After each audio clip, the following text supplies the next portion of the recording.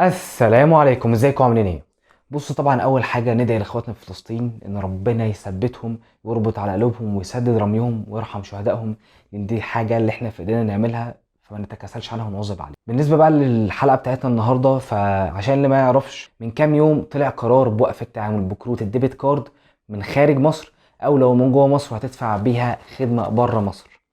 واظن كتير مننا اللي عندنا حسابات بنكيه اتبعت لنا رساله بتوضح حاجه زي كده. والموضوع مفهوم، لان انت لما بتيجي تشتري خدمه من بره مصر مثلا وانت من جوه مصر، فانت بتدفع لمصر بالجنيه، وقصاد ده مصر بتدفع بره بالدولار، في ظل ظروف اصلا العمله الصعبه محتاجينها جدا في البلد، فعشان كده قرار زي ده طلع.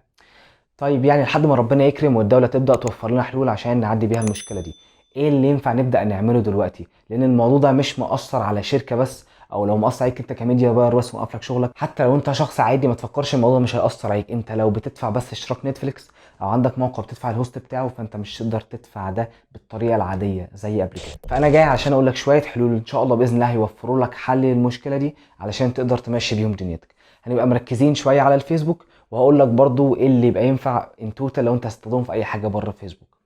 اولا في فيسبوك، وهي منصه فوري. فوري تقدر تستخدمها علشان تدفع بيها اعلاناتك. اي نعم، هي ساعات مش بتكون احسن حاجه، ساعات لما بتدفع ان المبلغ لما يسمع فيسبوك بيتاخر، ساعات بيحصل منه مشاكل في الحساب الاعلاني نفسه. بس دي من الحلول اللي موجوده دلوقتي وممكن نقدر نعتمد عليها، وانا كنت اصلا عامل عنه فيديو قبل كده من فتره، وهتلاقي اللينك بتاعه تحت موجود في صندوق الوصف. وانصحك قبل ما تبدا تشتغل عليه بمبالغ كبيره، جرب تحط اول مبلغ صغير، لقيته سمع ابدا كبر واحده واحده، وهكذا في المبالغ اللي بتحطها عن طريق فوري. تاني حاجه، وهي مش مرتبطه بمجال معين تقدر تستخدم فيسبوك او غيره، وهي كروت الكريدت كارد. انت لو عندك حساب في البنك مثلا فاتحه عشان بينزلك فيه المرتب بتاعك، فانت ممكن تروح من بكره البنك بتاعك وتقول له انا عايز اطلع كارت كريدت كارد، هيطلعه لك بضمان المرتب بتاعك. لو انت اصلا مش بينزل لك مرتب ومش شغال في شغلانه معينه تقدر تطلع منها مثلا اتش ار ليتر، فانت ممكن في الحاله دي تروح تجيب مبلغ معين تحطه في البنك، يبقى انت اسمك عندك حساب بنكي وعامل بيه وديعه، وعلى اساسه تقدر تطلع حاجه اسمها كريدت كارد. الفرق بينه وبين الديبت كارد ان الديبت كارد انت اصلا بيكون عندك في الحساب البنكي بتاعك فلوس، بالكارت ده بتروح تسحب الفلوس بتاعتك اللي في البنك. انما الكريدت كارد انت ما عندكش فلوس في البنك، بس البنك بيبدأ يسلفك من فلوسه هو وتبدأ تردها له تاني.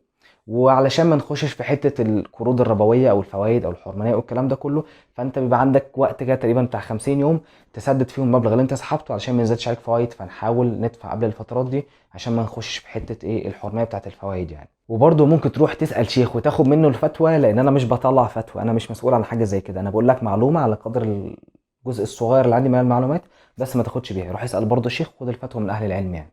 تمام كده.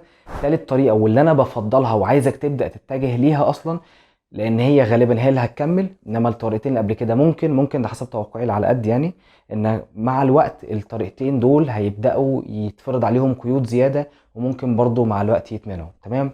تالت طريقه دي وهي انك تروح تعمل حساب دولاري، عن طريق انك توفر دولارات، او لو انت شغال مثلا فريلانسنج وبيجي لك دولارات، تبدا تروح تاخد الدولارات دي وتروح تفتح حساب دولاري وتطلب ان يطلع لك فيزا دولاريه. ساعتها في الحاله دي فانت بتودع في البنك دولارات اصلا، فهيبقى مسموح لك انك ترجع تسحب الدولارات دي تاني، سواء بتشتري بيها منتج او بتشتري بيها خدمه من بره مصر، فمحدش ساعتها في الحته دي هيبقى منعك من انك تبدا تشتري الحاجه اللي انت محتاجها. رابع طريقه واخر طريقه، ودي لو انت عرفت تعملها تبقى برنس وريحت دماغك من الصداع ووجع الدماغ ده كله، هي لو انت عندك حد بره مصر تعرفه، سواء مثلا اخوك او قريبك، وفي ثقه ما بينكم، تقدر تطلب منه انه يدخل الديبت كارد بتاعته في حساب الفيسبوك بتاعك الادز مانجر، وتبدا تسحب من الفيزا بتاعته في عمل اعلاناتك. في الحاله دي هتبقى ريحه دماغك من وجع الدماغ ده كله، ومش هيبقى مفروض عليه اي قيود بره وهو بيعمل الحساب ده. نفس الحته دي بقى نصيحه مهمه جدا لو انت ميديا باير، علشان ممكن هتسهل عليك كتير جدا في الحته دي.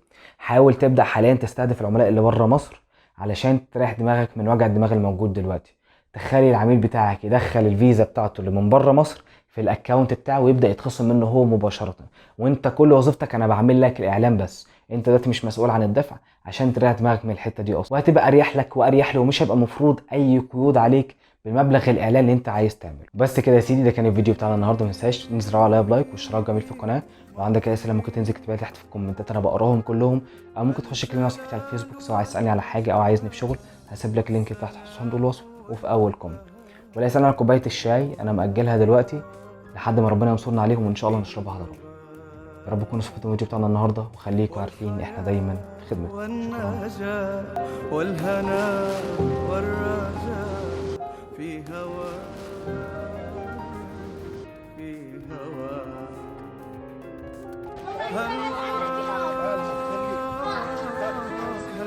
حسبي الله ونعم الوكيل على طول عربي بتدخل. حسبي الله وعلى العرب وانا العرب.